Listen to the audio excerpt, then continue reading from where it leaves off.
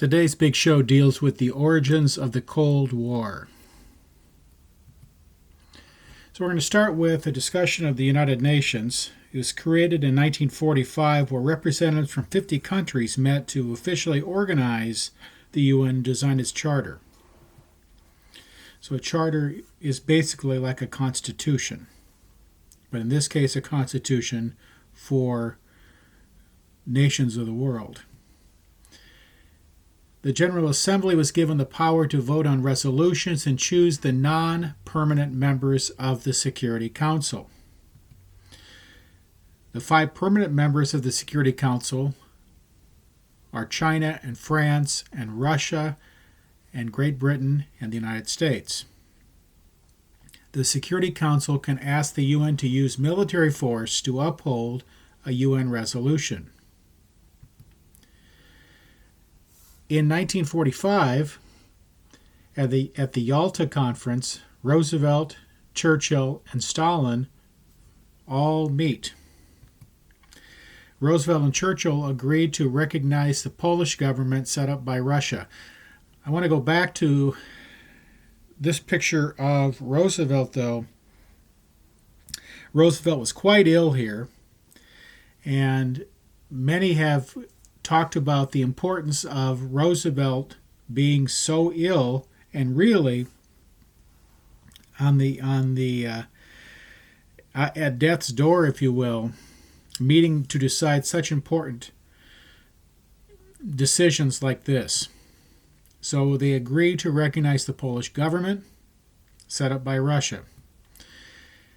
At the Yalta Conference, there was a declaration of a liberated Europe, the right of all people to choose the form of government under which they would live. All 3 leaders agreed to this. Roosevelt, Churchill, and Stalin agreed to divide Germany into 4 zones. Their 3 countries plus France would each control a zone. I think it's important to point out this is in February 45. The war in Europe is still going on. It wouldn't be over until early May of 1945. But for all intents and purposes, it was over. It's just a matter of time that Germany would be defeated. 2 weeks after Yalta, the Soviets pressured the king of Romania into appointing a communist government. They could do that because Soviet troops basically controlled all of Romania. The Soviets allowed no more than 3 non-communists to serve in Polish government. Again, the Russian army was in Poland and was really controlling all of Poland at that time, really not giving Poland any choice in the matter.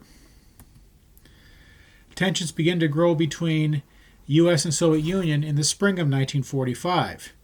And then on April 12th of 1945, Roosevelt dies and Harry Truman takes over as president. In July of 1945, now the war in Europe's over. The war in Japan is not. And Truman, Churchill, and Stalin meet at the Potsdam Conference. Truman takes a hard stand against heavy reparations against Germany, and Stalin is very suspicious of U.S. intentions, especially since Truman hinted at some kind of super weapon, if you will, but did not give any real information to the Soviets about the nuclear bomb, the atomic bomb which they would use in little less than 3 weeks. The Iron Curtain descends. The Iron Curtain is the political and military barrier that isolated Soviet-controlled countries of Eastern Europe after World War II. It's not an actual curtain, but it's a political and military barrier. The Soviets controlled one half of Europe, and the West, predominantly England and the United States, controlled the other half. The presence of the Soviet army in Eastern Europe ensured that pro-Soviet governments would be established in the nations of Poland, Romania, Bulgaria, Hungary, and Czechoslovakia. The communist countries of Eastern Europe came to be called satellite nations because they were controlled by the Soviets. And it would remain this way for a long time. And this sets the stage for the Cold War this conflict between East and West, between communist and non-communist countries, between Russia and the United States, that would extend from 1945 to about 1990, and one could argue still remnants of which still exist today.